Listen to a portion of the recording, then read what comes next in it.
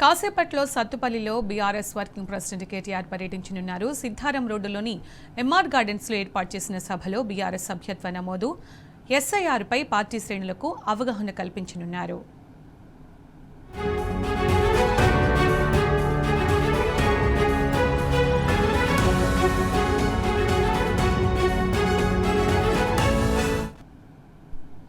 ఇక ఇదే అంశానికి సంబంధించిన పూర్తి సమాచారం మా ప్రతినిధి సాంబా అందిస్తారు. సాంబా, కాసేపట్లో సత్తెపల్లిలో బీఆర్ఎస్ వర్కింగ్ ప్రెసిడెంట్ కేటీఆర్ పర్యటించనున్నారు కదా, అప్డేట్స్ ఏంటి దానికి సంబంధించి?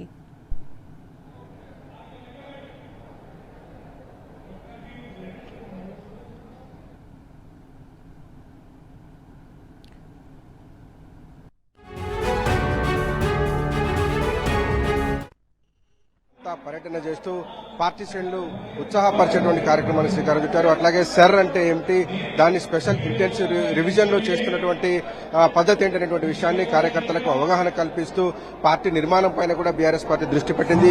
బీఆర్ఎస్ వర్కింగ్ ప్రెసిడెంట్ కేటీఆర్ అన్ని నియోజకవర్గాలలో పర్యటిస్తూ కార్యకర్తలను సన్నద్ధం చేసేటువంటి పనిలో తిరుగుతా ఉన్నారు. ప్రస్తుతం సర్ తో పాటు సభ్యత్వ నమోదు ప్రక్రియను కూడా పెద్ద ఎత్తున బీఆర్ఎస్ పార్టీ నిర్వహిస్తోంది. దీనికి అన్ని చోట్ల కూడా ఇన్ఛార్జీలను నియమించి ప్రత్యేకంగా ఒక పక్క సర్ కార్యక్రమంలో బిఎల్ఏలను నిమగ్నం చేస్తూనే మరోపక్క సభ్యత్వ నమోదు కార్యక్రమానికి కూడా బీఆర్ఎస్ పార్టీ శ్రీకారం చుట్టింది. మనతో పాటు ఉమ్మడి ఖమ్మం జిల్లాకు ఇన్ఛార్జిగా వహిస్తున్నటువంటి ఎమ్మెల్సీ తక్కెలపల్లి రవీంద్రరావు గారు ఉన్నారు. వారితో మాట్లాడదాం. ఈ సర్ ప్రక్రియ ఎట్లా కొనసాగుతుంది, అట్లాగే ఈ సభ్యత్వ నమోదు ప్రక్రియకు సంబంధించినటువంటి కార్యక్రమం ఎంతవరకు వచ్చిందన్నటువంటి విషయాన్ని తెలుసుకుందాం. సార్, దాదాపుగా మీరు 80% పైగా నియోజకవర్గాల్లో ఈ సర్ ప్రక్రియ పూర్తి చేశారు. కేటీఆర్ అన్ని చోట్లకు తిరుగుతా ఉన్నారు. ఇవాళ సత్తుపల్లి ఏం జరగబోతోంది, ఈ సర్ కావచ్చు అట్లాగే సభ్యత్వ నమోదు ప్రక్రియ ఎంతవరకు వచ్చింది సార్? ఉమ్మడి ఖమ్మం జిల్లాలో 10 నియోజకవర్గాలున్నాయి. ఈ సత్తుపల్లితో 9 నియోజకవర్గాల్లో ఇటు సమన్వయ కమిటీ సభ్యుల సమావేశం గాని, బిఎల్ఏల సమావేశం గాని ఆ 9 పూర్తయినే ఒక భద్రాచలం ఉంది. అది ఎల్లుండి భద్రాచలం కూడా పూర్తి చేసుకుంటున్నాం. ఒక పద్ధతి ప్రకారం ఈ ఖమ్మం జిల్లాలో పనిచేసుకుంటూ పోతున్నాం. ఇవాళ సత్తుపల్లి నియోజకవర్గ సమావేశం ఉంది. దీనికి కేటీఆర్ గారు ముఖ్య అతిథిగా విచ్చేస్తున్నారు. ముఖ్యంగా సర్ మీద గాని, సభ్యత్వ నమోదు కార్యక్రమాలకు సంబంధించి గాని, లేదా ఖమ్మం జిల్లా రాజకీయ పరిణామాలపైన యావత్ తెలంగాణకు సంబంధించి కూడా ఇంటరాక్ట్ కేటీఆర్ గారు అవుతున్నారు. అలాగే అనేక రకాల విషయాలు కూడా డిజిటల్ ద్వారా మన స్క్రీన్ పైన వారు డెమాన్స్ట్రేషన్ కూడా ఇవ్వబోతున్నారు. పార్టీని ఒక పద్ధతిలో మనం నిర్మాణం చేసుకోవడం, అలాగే కీలకమైన సమగ్ర ఓటరు సవరణ కార్యక్రమం ఏదైతే ఉందో దీనిని కూడా మనం భాగస్వామ్యం కావాలనేది చెప్పబోతున్నారు. జరిగిన అన్ని నియోజకవర్గాలు కూడా బ్రహ్మాండంగా ఉన్నాయి. క్యాడర్లో చాలా మంచి ఉత్సాహం ఉంది, ప్రజలు కూడా బాగుంది. ఈసారి ఏ పరిస్థితుల్లో ఖమ్మం జిల్లాలో బీఆర్ఎస్ పార్టీని గెలిపించుకోవాలి, కారు గుర్తుని గెలిపించాలి, కేసీఆర్ గారికి కానుకగా ఇవ్వాలి. గతంలో కారు గుర్తుకు ఓటెకపోయినా కూడా కేసీఆర్ గారు ఈ జిల్లాని హక్కున చేర్చుకుని ప్రతి నియోజకవర్గానికి విపరీతమైన నిధులు ఇచ్చారు. మంచినీరు గాని, రోడ్లు గాని, హౌజెస్ గాని, అలాగే కమ్యూనిటీ హాల్స్ సంబంధించి గాని, ఏ రంగాన్ని చూసుకున్న విద్యుత్కు సంబంధించి గాని, వ్యవసాయ రంగానికి సంబంధించి గాని అన్ని రకాలుగా ఖమ్మం జిల్లాని మిగతా జిల్లాలతో సమానంగా అభివృద్ధి చేయడం జరిగింది. కానీ మేము కారు గుర్తుకి కేసీఆర్ గారికి మేము ఇప్పటివరకు అండగా నిలవలేదు. ఈసారి కాంగ్రెస్ చేసిన మోసాలు, దగా అనేది కల్లారా చూసాం. ఈ జిల్లాలో ఉన్న 3 మంత్రులు కూడా ఈ జిల్లాని పట్టించుకోకుండా దోపిడీ అరాచకాలకి పాల్పడుతున్న తీరుతో మేము విసుగు చెందాం. ఈసారి కేసీఆర్ రావాలి, కారే రావాలనే ప్రగాఢమైనటువంటి సంకల్పం ప్రజల్లో ఉంది. ఖచ్చితంగా ప్రజలు ఈసారి 10కి 10 గెలిపించడానికి కావాల్సిన వాతావరణం ఉంది. దానికి తగినట్టుగానే ఇక్కడ మా పార్టీ కూడా ఉండాలనేది మా ఉద్దేశం. కూడా కేసీఆర్ గారు ఆదేశించిన విధానం కూడా అదే. ఎందుకంటే ఇక్కడ ప్రజలు ఓటేయడానికి సిద్ధపడ్డప్పుడు నా పార్టీ నాయకత్వం కూడా కలిసి పనిచేయాలి. ఎక్కడ గ్రూపు వివాదాలకి అవకాశం లేకుండా కట్టడి చేస్తున్నాం, సమన్వయం చేస్తున్నాం, ఒక్క త్రాటి పైన నడిచేలా చూస్తున్నాం. ఈ జిల్లాలో అన్ని కార్యక్రమాలు కూడా జిల్లా నాయకత్వం కలిసి తిరిగేలా కూడా మేము ప్లానింగ్ చేసుకున్నాం. ఎక్కడ ఏ చిన్న పొరపాటు కూడా ప్రజలు మన పక్షాన ఉన్నప్పుడు ప్రజలు మెచ్చే రీతిలో పార్టీ అనేది కూడా ఉండాలనే విషయాన్ని నాయకత్వం దృష్టికి తీసుకెళ్లి ఆ సమన్వయం కూడా ఏ నిర్వహిస్తున్నారు. నియోజకవర్గం చూసినా ప్రజా సమస్యలు మీకు స్వాగతం పలుకుతున్నాయి. ఈ ప్రజా సమస్యలను ఎట్లా తీసుకోబోతున్నారు? మీ క్యాడర్ ను ప్రజలకు ఎట్లా లింక్ చేయబోతున్నారు? విపరీతమైన సమస్యలు ఉన్నాయి. ఇప్పటి వరకు రోడ్లు వేసింది లేదు.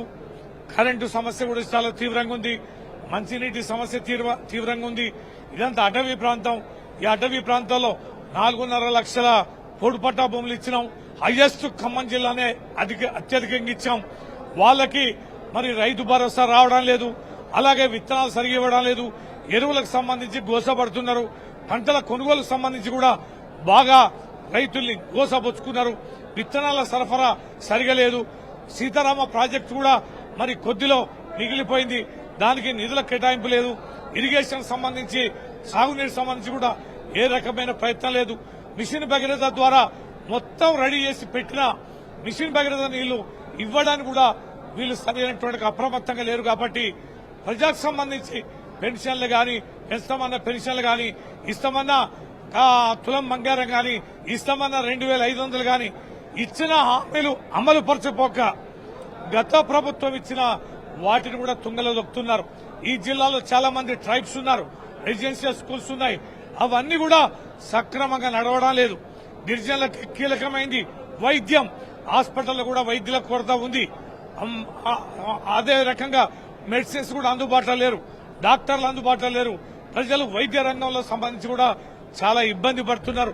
వీటన్నిటినీ దృష్టిలో పెట్టుకుని ప్రజాక్షేత్రంలో ప్రజా పోరాటం నిర్వహిస్తున్నాం.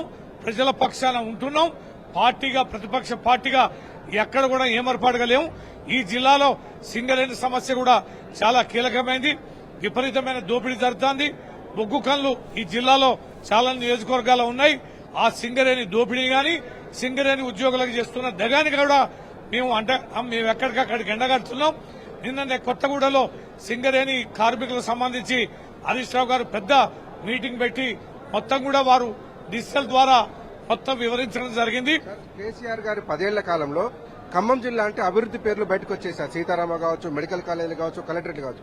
కానీ 2.5 ఏళ్ల కాలంలో స్కాములన్నీ ఖమ్మం జిల్లాతో లింక్ అయి ఉన్నాయి. మంత్రుల పేర్లు బయటకు వస్తున్నాయి. మంత్రులే స్కాములు చేస్తున్నట్టుగా కనపడుతున్నారు. అదే ఈ జిల్లాల 3 మంత్రులు ఉన్నారు. ఒకరు వ్యవసాయ శాఖ మంత్రి. మొత్తం వ్యవసాయం అంతా కుదిరైపోతుంది. వ్యవసాయ శాఖ అంతా కూడా ఇవాళ మధ్య దళారుల చేతుల్లో పోయింది. ఇలా ధాన్యం కొనుగోలు చేయడాలే మొక్కజొన్నలకు ఎంత తీవ్రమైన అన్యాయం చేసిండో తుమ్మల నాగేశ్వరరావు గారికి తెలియదు కాదు. మరి ఎప్పుడు ఇస్తామని రైతు భరోసా ఇయ్యలే.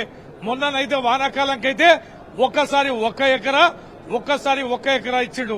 మళ్ళీ ఈ నెల 30 ఎకరా మనగాడు మధ్యలోకి వచ్చి మీటింగ్ పెట్టి మళ్ళా ఇస్తామని చెప్పంటుండ్రు. వానాకాలం యాసంగి ఎగ్గొట్టిండు. వానాకాలం ఇస్తామంటాడు. మళ్ళీ కూడా 1 ఎకరానికి ఇస్తాడు. వ్యవసాయ శాఖని నట్టేటం ఉంచిండు తుమ్మల నాగేశ్వరరావు. ఇక పొంగులేటి రెవెన్యూ శాఖ మంత్రిగా ఉన్నాడు. ఇండ్ల శాఖ మంత్రిగా ఉన్నాడు. ఆయన స్కాములు అంతింత కాదు. యావత్ తెలంగాణని ఒంటి చేత్తోటి దోపిడీ చేస్తున్న తీరు ఇవాళ ఆశ్చర్యపోయే పరిస్థితిలో ఉంది. తెలంగాణలో ఉన్న విలువైన భూములు గాని తెలంగాణలో ఉన్న ఏ కాంట్రాక్ట్ అయినా గాని ఇవాళ సమ్మక్క సారక్క ఆ పనుల కాంచెలి దేవాలయ పనుల కాంచి మొదలు పెడితే ఆయన ఏ పనులు కూడా వదిలిపెట్టడం లేదు. భూబకాసుడుగా ఉన్నాడు. ఇక డిప్యూటీ సీఎం ఉన్నాడు.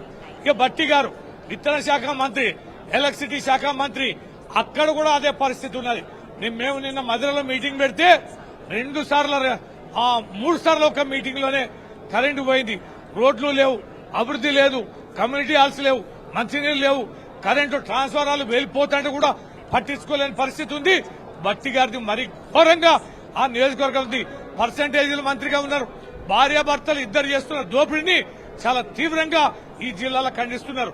3 మోసగాలుగా ఈ ఖమ్మం జిల్లాలో దోపిడీ చేస్తూ మా పరువు తీస్తున్నారని ఖమ్మం జిల్లా ప్రజలందరూ కూడా ఇక్కడ ఫీల్ అవుతున్నారనేది వాస్తవం. దాని ఫలితం రాబోయే కొద్ది రోజుల్లో కనిపిస్తుంది. ఇది కేటీఆర్ పర్యటనకు సంబంధించినటువంటి అన్ని ఏర్పాట్లు పూర్తయినా మనం చూడొచ్చు బిఎల్ఏలు అంతా కూడా పెద్ద ఎత్తున వచ్చి కూర్చొని కేటీఆర్ రాక కోసం ఎదురు చూస్తున్నారు. బూత్ లెవెల్ ఏజెంట్లందరూ కూడా సర్ ప్రోగ్రామ్ సంబంధించిన అవగాహన కార్యక్రమాన్ని చేపట్టబోతున్నారు. దాంతోపాటు సభ్యత్వ నమోదు ఎట్లా చేయాలి, ఈసారి అంతా డిజిటల్ పద్ధతిలో సభ్యత్వ నమోదు చేస్తున్నారు కాబట్టి సభ్యత్వ నమోదు సంబంధించినటువంటి అవగాహన కార్యక్రమాన్ని కూడా కేటీఆర్ తీసుకోబోతున్నారు. మొత్తంగా ఈ అన్ని నియోజకవర్గాల్లో పర్యటిస్తూ దాదాపు ఇప్పటికే 80% పైగా నియోజకవర్గాల్లో ఈ సభ్యత్వ నమోదు కావచ్చు, సరికి సంబంధించినటువంటి అంశాలలో క్యాడర్ కు అవగాహన కల్పించడంతో పాటు క్యాడర్ ను సమాయత్తం చేసేటువంటి పనిలో కేటీఆర్ నిమగ్నమయ్యారు. అట్లాగే రాబోయే రోజుల్లో పార్టీని స్ట్రెంథెన్ చేసుకోవడం కోసం గ్రామ స్థాయి నుంచి రాష్ట్ర స్థాయి వరకు కమిటీలను ఏర్పాటు చేసుకోవడానికి ఈ సభ్యత్వ నమోదు ఉపయోగపడుతుంది. అట్లాగే గతంలో జరిగినటువంటి ఎన్నికల్లో బెంగాల్లో కావచ్చు, అట్లా తమిళనాడులో కావచ్చు, ఉత్తరప్రదేశ్ లో కావచ్చు, ఇంకా అనేక రాష్ట్రాల్లో జరిగినటువంటి సర్లో జరిగినటువంటి అక్రమాలను దృష్టిలో పెట్టుకుని క్యాడర్ ను అప్రమత్తం చేస్తూ ఎవరి ఓటు కూడా పోకుండా జాగ్రత్త పడేటువంటి కార్యక్రమానికి బీఆర్ఎస్ పార్టీ శ్రీకారం చుట్టింది. సక్సెస్ఫుల్ గా 80% పైగా నియోజకవర్గాలు ఇప్పటికే పర్యటనలో పూర్తయినాయి. సర్ ప్రక్రియను కూడా పూర్తి చేశారు. కాసేపట్లో సత్తుపల్లి నియోజకవర్గానికి కేటీఆర్ రాబోతున్నారు. ఇక్కడ ఉన్నటువంటి కార్యకర్తలు బీఎల్ఏలను ఉద్దేశించి ఆయన ప్రసంగించి వాళ్ళను సమాయత్తం చేయబోతున్నారు. Sunitha, thank you Samba.